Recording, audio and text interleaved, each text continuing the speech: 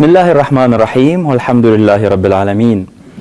أظهرت العديد من الدراسات والأبحاث أن للتكنولوجيا آثار إيجابية وأخرى سلبية على الإنسان عموما والمراهق والطفل خصوصا، فهي لا تؤثر فقط على طريقة تفكيرهم بل تؤثر أيضا على طريقة نمو أدمغتهم وتطورها.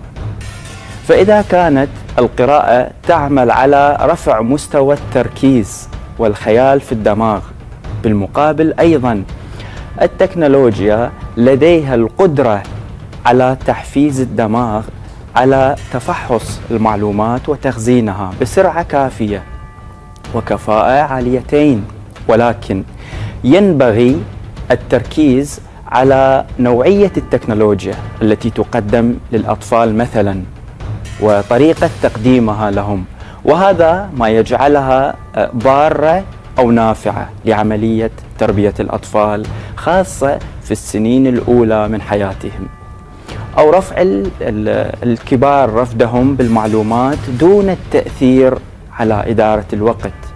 يقول الباحث في الفكر الإسلامي المعاصر سماحة الشيخ مرتضى معاش: يظهر التوحد بكثرة في الأجيال الجديدة، وهذا يعني أن التكنولوجيا تسلب الطفل وتجعله تجعل من هويته ضبابية هلامية، فلا ينمو نموا طبيعيا.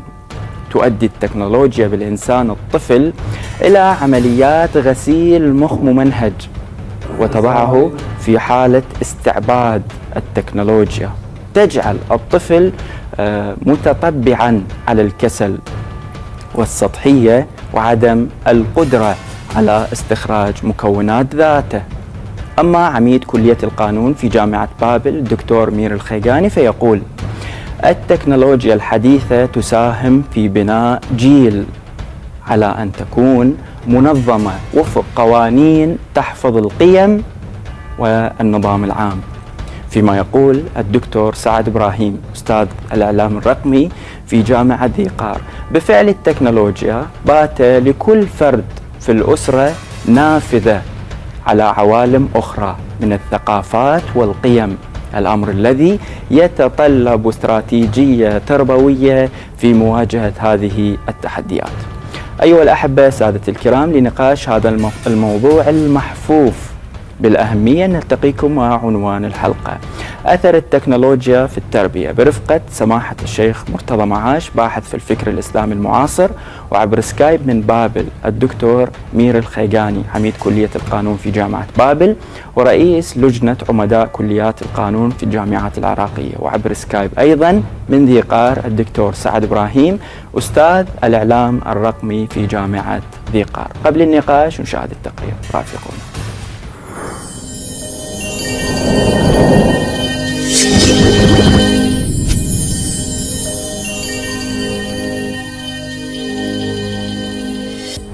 لا يمكن لأي شخص أن ينكر دور التكنولوجيا في تطوير حياتنا بشكل عام والتعليم بشكل خاص، وكالعادة هنالك الإيجابيات والسلبيات. فمن الناحية الإيجابية فقد ساهمت في تحسين العملية التعليمية وتوفير فرص التعلم عبر إدخال الأجهزة اللوحية والرسومات ثلاثية الأبعاد التي تساعد على تحسين تجربة التعلم وجعلها أكثر تفاعلية. سهولة حصول المعلومة صارت أسهل من قبل، يعني قبل ما تريد معلومة تروح تدور مكاتب وتفتر تحصل المعلومة، هسه على الانترنت بسرعة تقدر تطلعها. إضافة للبرامج، عدة برامج موجودة اللي تجمع الأساتذة بالطلبة حتى بوقت استراحتهم، يعني لما نريد نبلغهم بموضوع معين أو نناقش وياهم موضوع معين بسهولة إيصال المعلومة للطالب. استفادنا بهواي أمور بالإنترنت، يعني نقدر قبل الامتحان بيوم نراجع، بأوقات قبل الدوام نقدر نراجع قبل ما ننام، نبوع المقاطع مالتهم. يعني استفادنا بهواي أمور بالإنترنت. أسئلة وزارية هواي استفادنا، عمل إضافة بهواي. مثلا يعني هسه مدرس يشرح لنا نرجع من المدرسة بالبيت همات شرح. اعتماد الطلبة بشكل كبير على التكنولوجيا قد يؤدي إلى عدم تنمية بعض المهارات الأساسية مثل القراءة والكتابة والحساب، الأمر الذي قد يعرض بعضهم للتشتت بسبب الإنترنت ووسائل التواصل الاجتماعي والإعلانات الرقمية. التكنولوجيا كغيرها من الأدوات الأخرى هي بحد ذاتها سلاح ذو حدين، يعتمد الطالب، تعتمد سلبيتها وإيجابيتها على استخدام الطالب، طريقة استخدامه، مدة استخدامه، مدى الاستفادة من هاي التكنولوجيا. هواي من مدرسين أسماء، المدرسين الجدد ينزل محاضرات على موقع اليوتيوب بكل الاختصاصات، الرياضيات، فيزياء، عربي، غيرها. فممكن أنه الطالب الحريص طبعا ممكن يستفيد من هاي المحاضرات الإلكترونية اللي موجودة على اليوتيوب أو غير موقع آخر. من الجانب الإيجابي. من الجانب السلبي ممكن الطالب بحجة أنه أنا أقرأ بالموبايل وأقرأ إلكتروني يروح على مواقع ثانية، صفحات ثانية، يطلع له إعلان على اليوتيوب، يطلع له مثلا يجي إشعار على مواقع التواصل اللي خاصة به فينشغل عنها ويهمل الدراسة. يمكن القول أن دور التكنولوجيا في التعليم الحديث هو سلاح ذو حدين، ولكن الأهم هو أن يتم استخدامها بطريقة متوازنة وفعالة بحيث تساعد في تحسين جودة التعليم دون التأثير على المهارات الأساسية الأخرى. لبرنامج نقطة الضوء، علي مطير الخالدي، كربلاء المقدسة.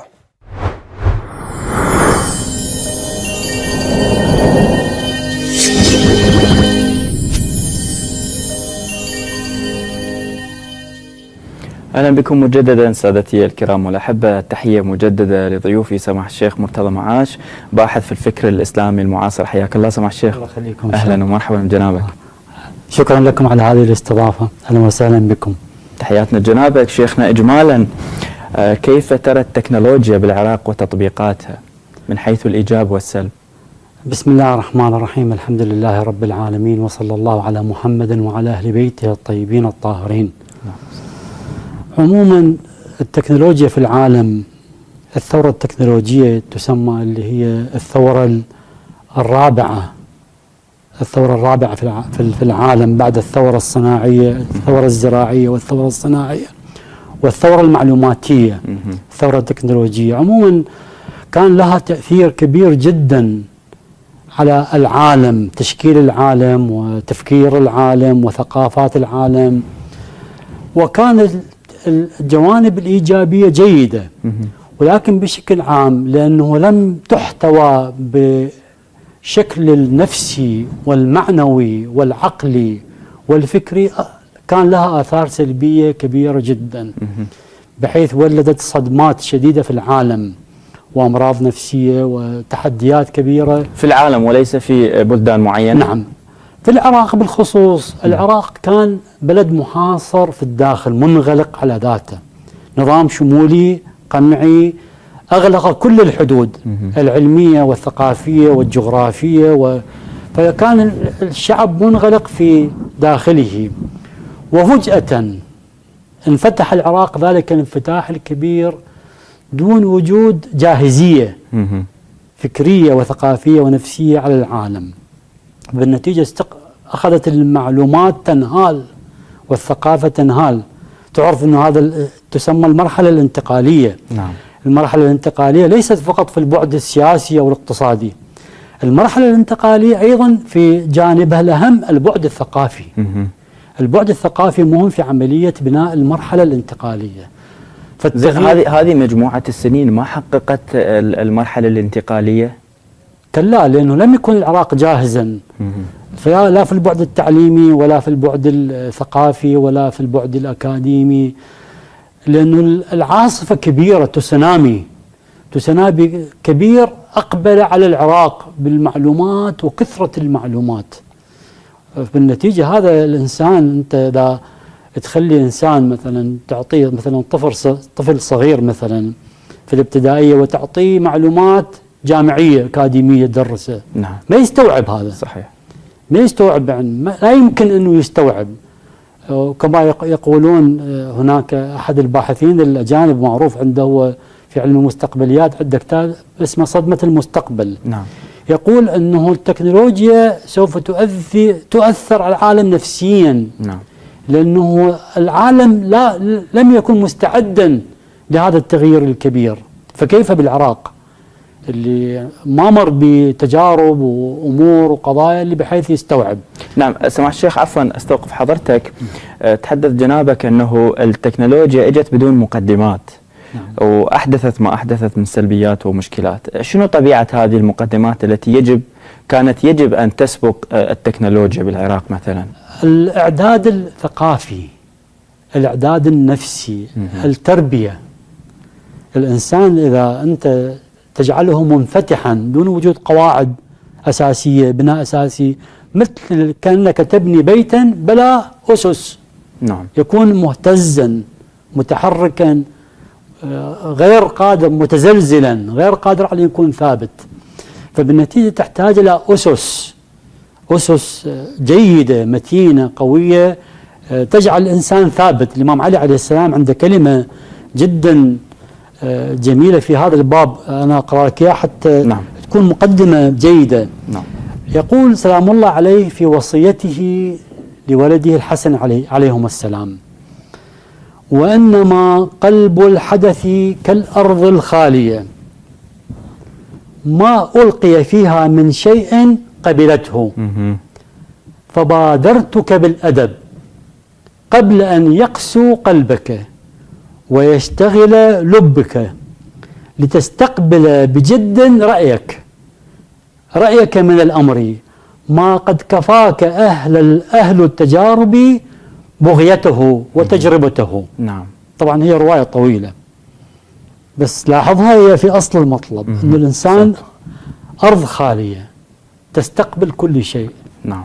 فإذا لم تكن جاهزا من ناحية التأديب والتربية والتثقيف العقائدي والفكر والثقافي والقيم والسلوكيات، تحدث على الكثير من تصبح المشكلات. هي شنو منبتا ومزرعة لتجارب الآخرين. أحسنتم. أسمع الشيخ، طبعا حضرتك نقلتنا إلى جانب التربية، لكن احنا بانتظار أن ينضموا لنا ضيوفنا دكتور مير الخيقاني عميد كلية القانون في جامعة بابل، وأيضا الدكتور سعد إبراهيم أستاذ الإعلام الرقمي في جامعة ذي قار، وأعتقد الزملاء يشيروا لي أن الدكتور سعد جاهز ويانا. السلام عليكم ورحمة الله دكتور سعد، تحياتي لحضرتك، إن شاء الله تسمعنا جيدا.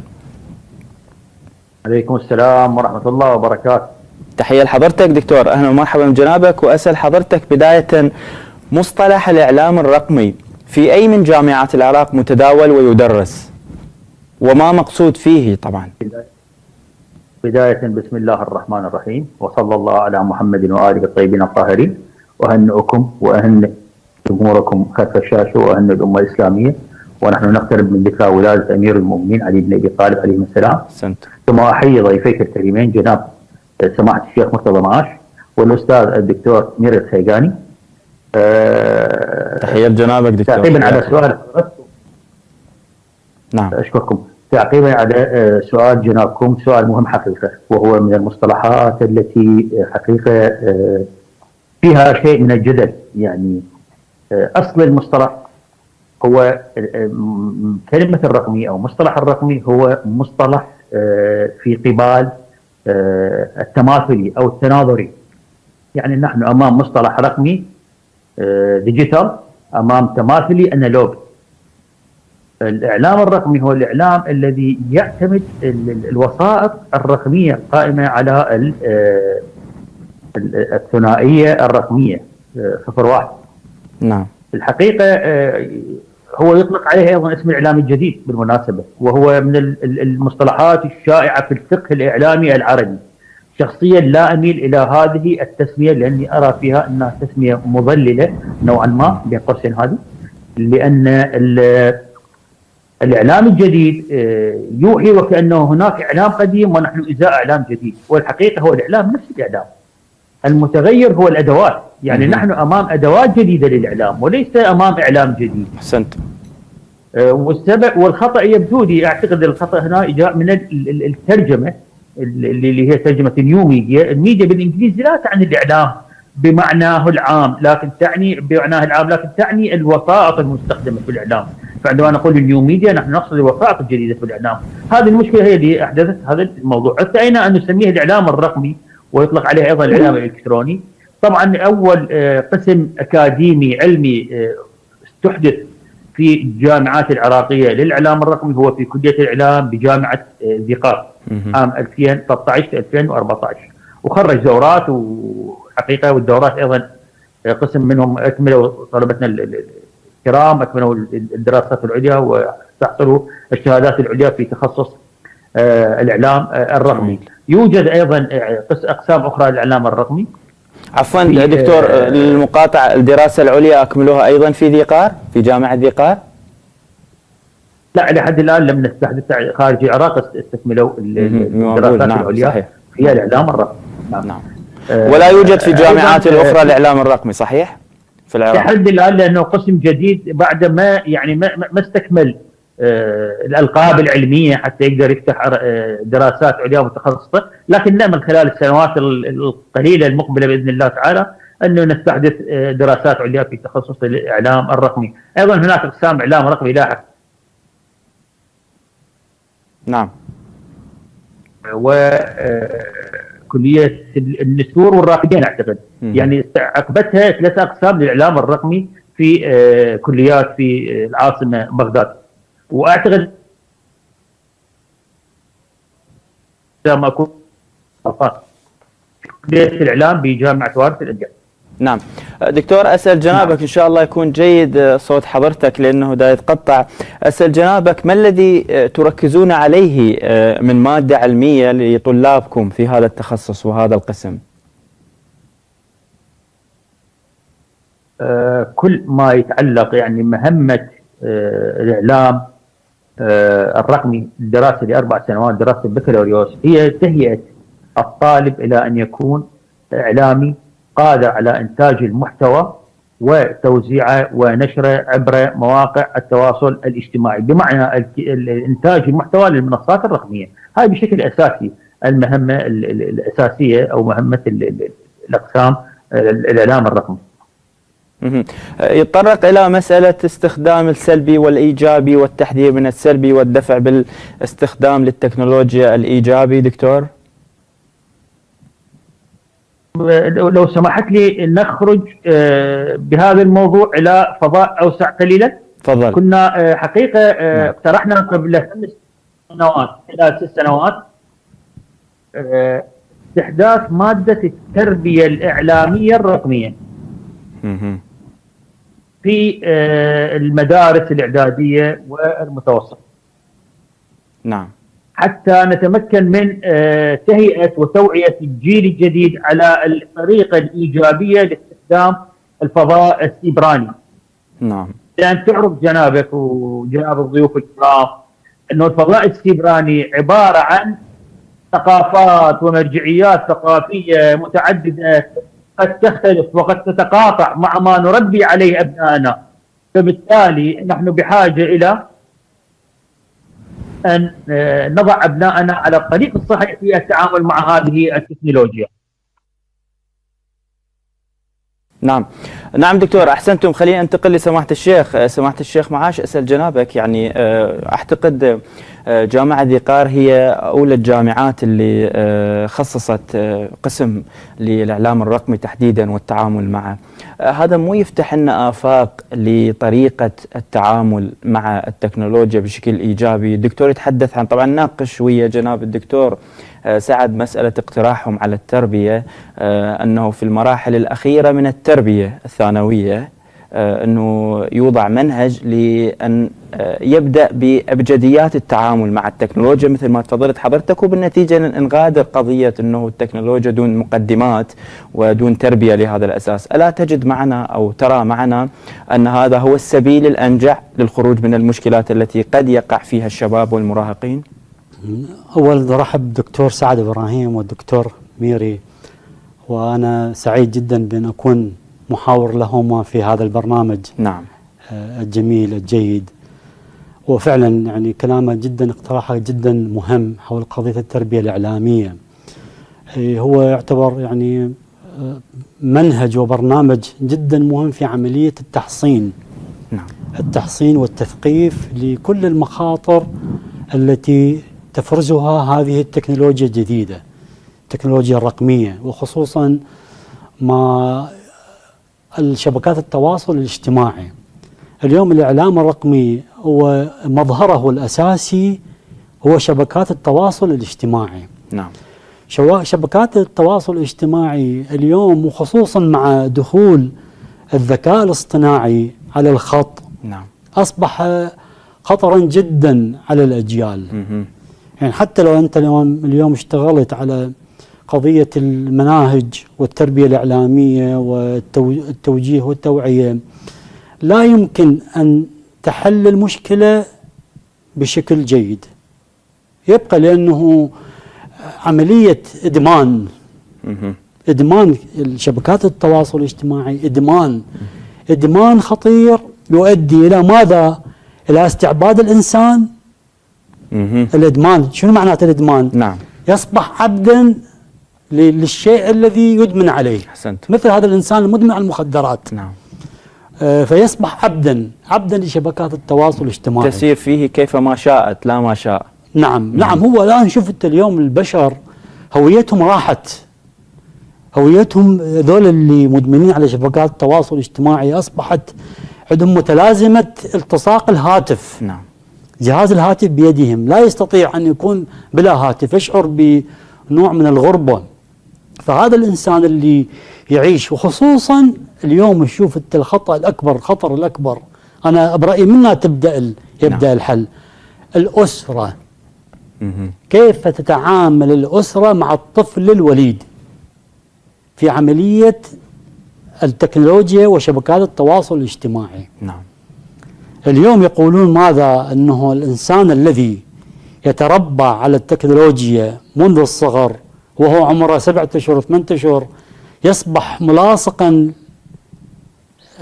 لجهاز الهاتف أو الجهاز التكنولوجي، هذا الإنسان يصبح بالنتيجة ملاصقا له، يصبح مدمنا عليه، يتلقى المعلومات من هذا الجهاز. نعم. فيصبح الإنسان ذو البعد الواحد.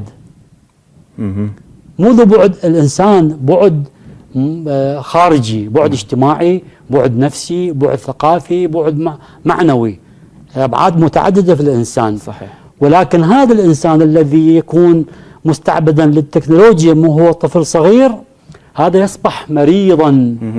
لهذا المستوى تجد التكنولوجيا خطرة على الأطفال وكذلك على المجتمع؟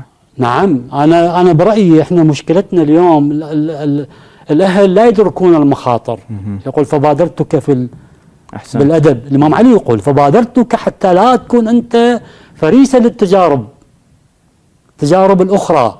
إذا أنت ما هذا الإنسان إذا ما يكون عنده هناك منهج تربوي في حياته، هذا المنهج يحصنه، يعطيه ثقافة، أدب، قيم، سلوكيات، يصبح فريسة للتجارب الآخرين. نعم. ما عنده حصانة.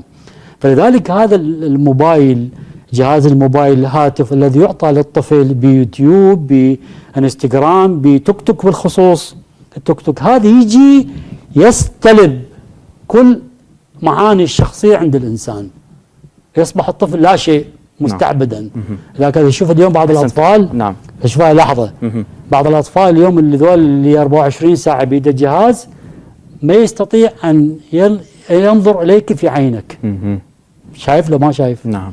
ما يشوفه بعينك، ما يقدر يشوفك، هو بس يشوف جهاز الموبايل يقدر. نعم. فهذا معناته شنو؟ أصبح الإنسان ذو البعد الواحد. نعم. سماحة الشيخ، اسمح لي وقبل أن أخذ رأي الدكتور مير الخيقاني القانوني، خليني أرجع لدكتور سعد. رأيت حجم مخاطر التكنولوجيا، وإذا ما أخذ جهودكم الكبيرة في جامعة ذي قار وبشكل عام هذا التخصص لو يعني نال ثماره لما وصلنا إلى المستوى الذي يتحدث به سماحة الشيخ معاش، يتحدث عن أنه التكنولوجيا بدأت تستعبد من يستخدمها. عندك تعليق بهذا الخصوص دكتور سعد؟ شكرا جزيلا، واشكر سماحه الشيخ على طرحه المهم.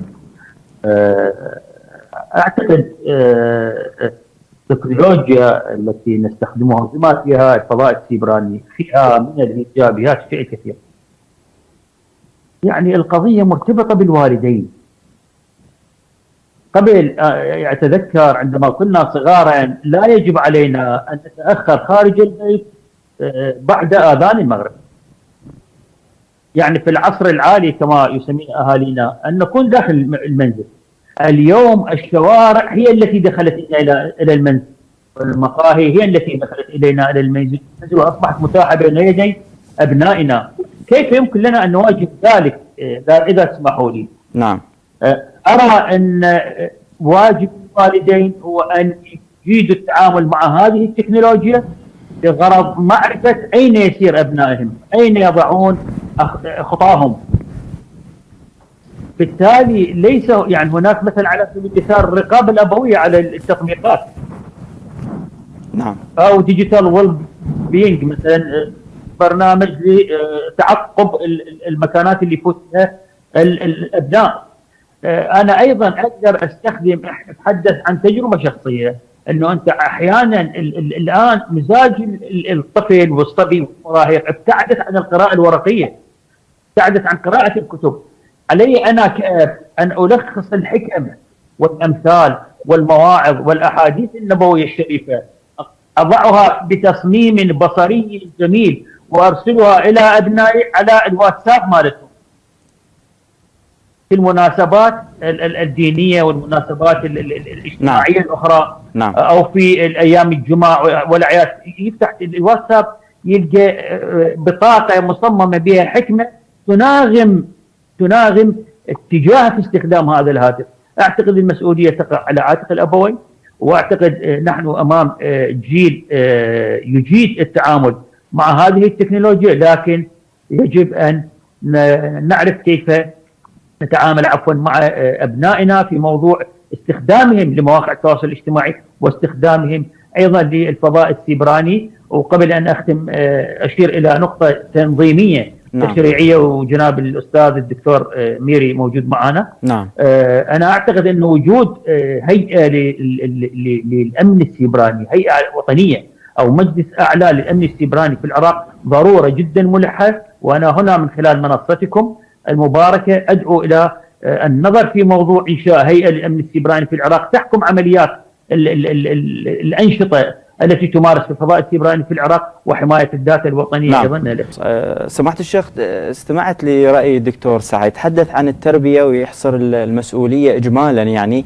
بالاضافه الى الجانب القانوني وضروره ان يكون هنالك جهه رقابيه متابعه للجزئيات. تحدث عن انه الاسره هي فقط المسؤولة. فعلا هي فقط الأسرة المسؤولة أم المؤسسات التعليمية ابتداء ما شاء القانون، ما شاء خبراء القانون أو خبراء بشكل عام، حتى الجانب التعليمي الإسلامي بشكل عام، تبدأ مثلا من المتوسطة دون من ذلك، أم هي فقط محصورة بمسؤوليات الأسرية؟ في البداية هي الأسرة، كل شيء يبدأ من الأسرة. الأسرة إذا كان عندها وعي بأسلوب التربية ومناهج التربية وما هي المخاطر التي تأتي على الأطفال، سوف يدرك المخاطر التي يمكن أن تؤذي الطفل وتغذيه بالثقافة السلبية. نعم. أو تغذيه بالحالة النفسية السيئة لهذا الطفل. نعم. مرات أحيانا عفوا المقاطعة سماحة الشيخ، هسه من جانبين. الجانب الأول هسه أخو عبر عمره وصل إلى 16-17 نعم. سنة وغادر مرحلة الطفولة. هسه مهم موضوع الأسرة الإنشاء من البداية، هذا موضوع مسلم. نعم. ولا نقاش. نعم. فيه. ولكن السؤال من شقين، للذي عمره تجاوز ال 18 وبات هو يعني في مؤسسات ثقافية في الشارع، في مثلا الجامعات والمدارس وإلى ما إلى ذلك. وأيضا من الجانب الآخر، وين الدور اللي ممكن تأديه المؤسسات الثقافية قبال الأسرة ربما ما عندها هذيك الثقافة الكافية لأن تبين مخاطر التكنولوجيا وإيجابيات التكنولوجيا. الآن المؤسسات الثقافية أو المؤسسات التعليمية. نعم. قصدك. نعم. المؤسسات التعليمية. نعم. الآن دورها التعليمي لتربوي. إذا كان تعليمي فهي غير مسؤولة عن إعطاء يعني التحصين والتثقيف لهؤلاء الشباب. نعم، لابد أن يكون هناك جانب تربوي يحتاج إلى استراتيجية عامة للدولة. الدولة نفسها هي اللي هدفها أنه تحمي الناس، خلينا نسميه تحمي الناس، الأمن العسكري، الأمن السياسي، الأمن الاقتصادي، الأمن الغذائي، الأمن المعلوماتي أو السيبراني. الأمن السيبراني مو مجرد أنه تحمي الدولة من التجسس، وإنما تحمي المواطن من أن يكون عرضة للاستلاب المعلوماتي. نعم. أن تستلب هويته، يصبح بلا هوية.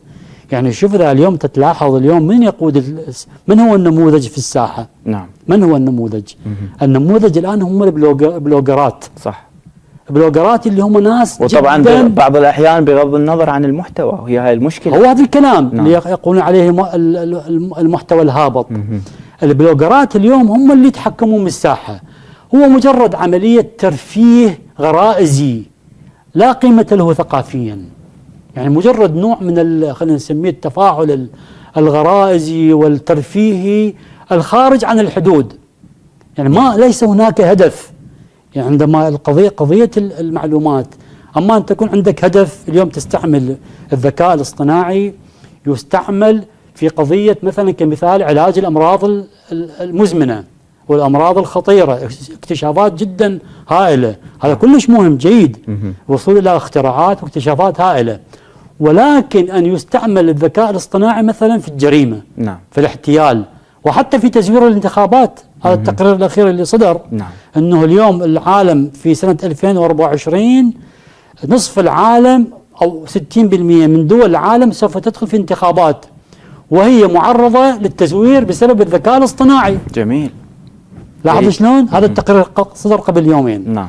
فمعناته أنه اليوم أنت أصبحت محاطا بالآلة المعلوماتية الهدامة، نعم. اللي ليس لها حدود. نعم. من وحي الرأي اللي تفضل به حضرتك وحجم خطورة وما استدعانا لأن نجعل من هذا المحور هو موضوعا للنقاش ضمنا اللي تفضلت به من تقرير، خليني أنتقل للدكتور سعد وأسأل حضرتك دكتور سعد إبراهيم، على الرغم من كل الجهود اللي أنتم تبذلوها إلا أننا لازلنا نعيش خطورة التكنولوجيا. يتحدث سماحة الشيخ مو فقط على التربية وعلى الشباب وعلى الأسر وعلى الإنسان بشكل عام، يتحدث عن خطورة بالنظم السياسية بشكل عام. فما الذي تفعلونه بهذا الصدد وإلى أي مدى أنتم تبذلون جهدا للحد من هذه الخطورة التي تهدد حتى الأنظمة؟ دكتور سعد. شكرا جزيلا. دعني أعرج على جزئية أثارها سماحة الشيخ قبل قليل، ما يتعلق بالمدونين والبلوجرية والبلوجرات. ومن ينتج القيم اليوم؟ هذا السؤال مهم، أعتقد يجب أن نقف عليه. يعني من ينتج القيم؟ بالمعلومات، جمهور النسبة بالعراق، الإحصائية لعام 23 أعتقد 17 مليون بالعراق، 17 مليون حساب على الانستا، ويقترب من 24 مليون حساب على الفيسبوك، وموازي لذلك على التيك توك. إذن نحن أمام ساحات خطيرة يتجمع فيها جمهور كبير من المراهقين والمراهقات والأولاد والفتيات. كنت قد دعوت من مدينة كربلاء المقدسة، نعم، في شهر 11 من عام 23 خلال مؤتمر علمي يتعلق بهذا الموضوع. دعوت إلى أن تتبنى المؤسسات والمنظمات والجمعيات العامة في بلدنا أن تتبنى إنتاج المحتوى الإيجابي، نعم، وأن تتبنى منتجي المحتوى الإيجابيين وتهيئ لهم الظروف. والحمد لله لاحظت من ذلك الوقت إلى هذا الوقت ظهور عدد جيد من صناع المحتوى الجيد في قبال المحتوى. أنا لا أسميه الهابط، لأن الهابط يعني يتوافر على أدنى معايير الجودة، لكن أسميه المحتوى التافه حقيقة. آسف للتعبير، لكن هو هذا اللي ممكن أن نسميه المصطلح اللي يطلق عليه. فأن نصنع منتجي محتوى أو أن نتبنى منتجي محتوى وهم موجودون من شبابنا الواعيين. من اللي يشتغل عليهم دكتور؟ من اللي يشتغل على إبرازهم وإعطائهم الإمكانيات الكافية لأن يتصدوا للساحة؟ نعم، مظهر على سبيل المثال المراكز الفكرية ومراكز الإنتاج الموجودة بالعتبات المقدسة على سبيل المثال. ليس تبني بمعنى التبني، لكن توفير على الأقل الجوانب اللوجستية لهم لإنتاج المحتوى قدر الإمكان، تنظيم زيارات لهم، إدخالهم دورات تثقيفية على الأقل، ننمي عندهم ما موجود من وعي بالقيم السامية. لكن دكتور عفوا للمقاطعة، السؤال المهم وين طلابكم؟ يعني انتم يعني بالسنه يعني تخرجون كثير اعداد، وين هذا العدد يعني المفروض يتصدر منهم عدد ليس قليل ليكونوا نموذج للمحتوى الهادف جناب الدكتور؟ احسنت. اكاد اجزم انه احنا في جامعه الذقار خرجت واستطعنا ان نصنع صناع محتوى من الشباب ومن الفتيات الان موجودات، وصنع المحتوى ايجابي وجيد ويحمل قيما ساميه وينشر في مواقع التواصل الاجتماعي. انا اريد ان اعقب على ما تفضل به سماحه الشيخ، انه الاسره تتحمل دورا، نعم، والقانون يتحمل دورا، والمؤسسه التعليميه تتحمل دورا. انا قلت انه موضوع التربيه الاعلاميه والرقميه يجب ان يدرس منهج، هو منهج اعتقد اعدوه الزملاء وجاهد، ينتظرون موافقه وزاره التربيه على ادراجه في المرحله المتوسطه وفي المرحله الاعداديه، ليس فقط في المرحله الاعداديه. وهو حاليا متكامل، هذه الدراسه متكامله حاليا دكتور سعد؟ اعتقد الدراسه كامله ونوقشت في اكثر من مره، لكن اعتقد اكو اسباب فنيه تقف عائقا دون اقرار ذلك، والجهود متواصله ان شاء الله لاقرار هذا الموضوع. نعم، اسمح لنا ان ننتقل لدكتور مير الخيقاني. دكتور ان شاء الله صوتنا واضح عندك، صوتك جيد. تحيه لحضرتك دكتور مير الخيقاني. تسمعني استاذ؟ جدا واضح، اسمع حضرتك. دكتور مير الخيقاني عميد كلية القانون في جامعة بابل، ارحب بحضرتك، وان شاء الله نعوضك بالوقت بسبب عدم جودة الاتصال ويا حضرتك. اسأل حضرتك بداية، كثير من النقاط تفضلوا بها ضيوفنا، اسأل حضرتك بداية كيف تتابع عملية استخدام التكنولوجيا بالعراق من قبل الشباب، المراهقين، الأطفال، وبشكل عام الإنسان العراقي؟ تفضل حضرتك. بسم الله الرحمن الرحيم. الحقيقة يعني إذا نظرنا إلى هذا الموضوع من وجهين، الوجه الأول هو الوجه الإيجابي للتكنولوجيا، والوجه الثاني هو الوجه السلبي. طبعا التكنولوجيا الحديثة وهي معناها الوصول إلى المعلومات وتحقق الاتصالات، هذا موضوع أساسي وحيوي ومهم جدا، والعراق جزء من العالم وأصبح العالم قرية واحدة، وبالتالي يجب إحنا كدولة نتعامل مع هذا الموضوع بهذا الاتجاه. والوصول إلى المعلومة والاتصالات جزء من أهداف التنمية المستدامة اللي نصت عليها الأمم المتحدة. نعم. لكن النقطة المهمة والأساسية والحيوية في هذا الأمر هو لكل مجتمع منظومة قيمية ودينية وأخلاقية. احنا عندنا بالقانون ما يعبر عنه بالنظام العام والآداب العامة. بعض السلوكيات والتصرفات اللي مثلا في العراق تعد مخالفة وخرق للنظام العام والآداب قد لا تعد كذلك في دول أخرى مثلا في أوروبا. وبالتالي احنا الحقيقة نحتاج إلى مجموعة من التشريعات التي تواكب معالجة الآثار السلبية الحادة لوسائل التواصل الاجتماعي، لشبكات الإنترنت، لهذه الوسائل التي نشعر أنه هزت كثير من القيم والمبادئ الأخلاقية والدينية والاجتماعية في المجتمع العراقي. نعم. طبعا احنا ما نقول فقط المجتمع الإسلامي، لأن العراق متعدد الطوائف والمكونات، لكن نركز على المنظومة القيمية والأخلاقية والإنسانية اللي ما يصير بها خلاف حتى في الأديان السماوية. وبالتالي مثلا في العراق عندنا المادة 403 من قانون العقوبات رقم 111 لسنة 69. نعم. هذا القانون شرع في 69 ولا زال نافذا.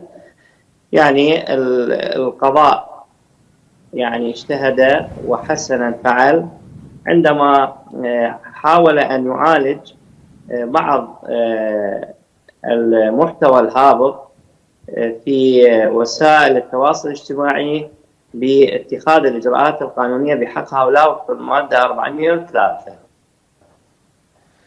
ولو احنا هذه المادة بصراحة نجد أن العقوبة التي تنص عليها عقوبة خفيفة، لأن هي مادة قانونية ربما المشرع عندما وضعها في ذلك الوقت بالتأكيد لا يكون لوسائل التواصل الاجتماعي وشبكات الإنترنت وجود بهذه الكيفية في العراق. لذلك احنا نحتاج إلى تشريعات قانونية منظمة لعملية وصول المعلومة إلى الفرد، ولعل الأخطر في ذلك هو الأطفال. واحنا موضوعنا وموضوع البرنامج هو أثر التكنولوجيا الحديثة على التربية. نعم. لأن هذا الطفل بسهولة يتأثر ويؤثر بالمحتوى الذي يكون على شبكة التواصل الاجتماعي.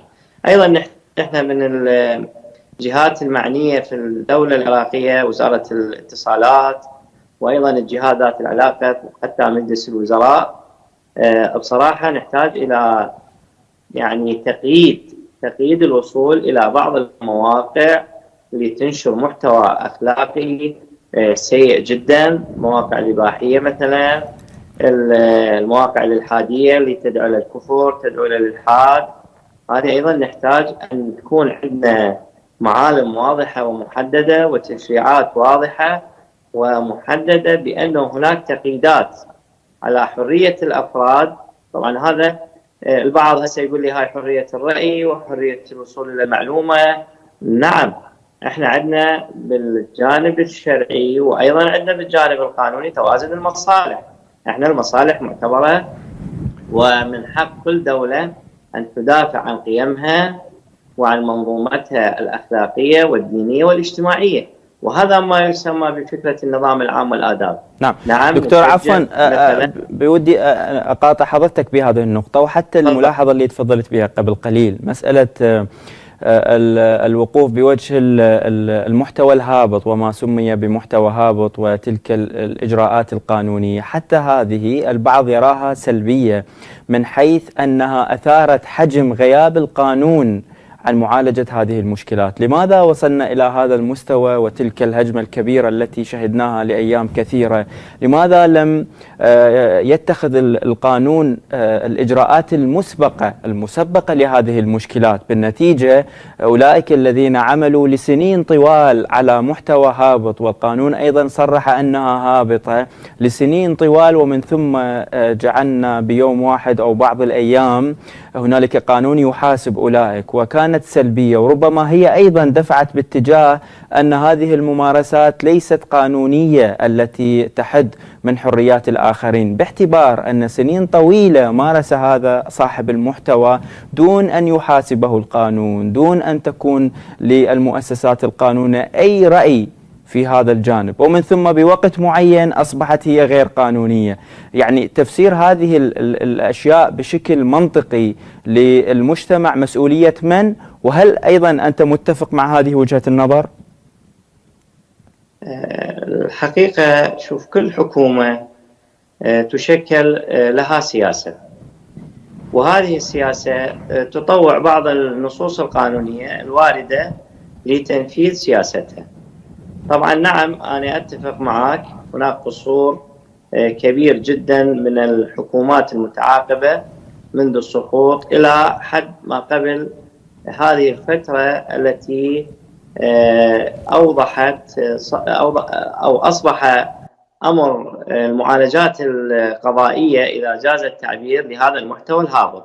نعم، الوقت متأخر جدا في هذا الجانب، ولكن أن يأتي الشيء الإيجابي متأخر أفضل من أن لا يأتي أبدا.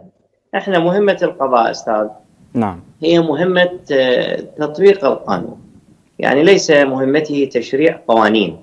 وبالتالي عندما وجد القضاء والجهات التنفيذية أن جزء كبير من سياسة الحكومة الحالية الحفاظ على القيم الدينية والاجتماعية والأخلاقية، ساعده القضاء في ذلك بوجود نصوص قانونية تساعد، لا تحل المشكلة تماما وإنما تساعد في حلها حلا جزئيا.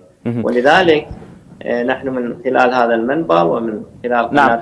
يعني هل لديكم مقترحات لحل هذه المشكلة ومن ثم نتعامل مع التكنولوجيا تعاملا إيجابيا، وحتى لو كانت هنالك سلبيات فهي ممكنة وممكنة التعايش معها دكتور مير؟ نعم، احنا ندعو مجلس النواب بصراحة والحكومة قبل ذلك أن تصوغ مشروع قانون ينظم عملية الوصول إلى المعلومات والتقييدات اللازمة بما لا يتعارض مع حرية الرأي. نعم. والوصول إلى المعلومة. نام. خليني أنتقل عفوا. نعم، أنتقل من حضرتك لدكتور سعد، وأيضا بنصف الدقيقة دكتور سعد إبراهيم، ما هي المعالجات الآنية الممكنة لهذه المشكلة الكبيرة، أقصد السلبيات بالتكنولوجيا؟ بنصف الدقيقة دكتور. شكرا جزيلا. أكرر الدعوة إلى إدراج مادة التربية الإعلامية الرقمية في المرحلتين المتوسطة والإعدادية.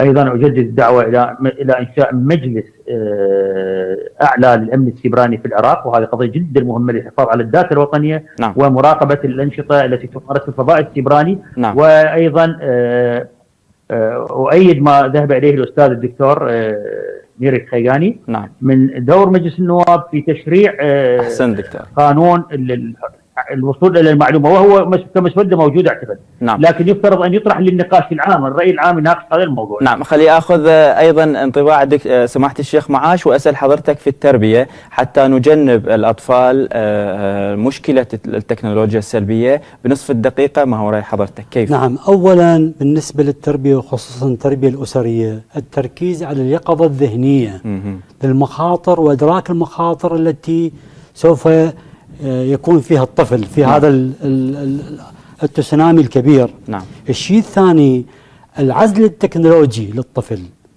عن عالم التكنولوجيا حتى يتربى تربية طبيعية، يحصل خبرة اجتماعية، يبتعد عن الضخ المعلوماتي اللي حصله من أجهزة الكمبيوتر. النقطة الثالثة اللي مهمة، نعم، التربية المعنوية. نعم.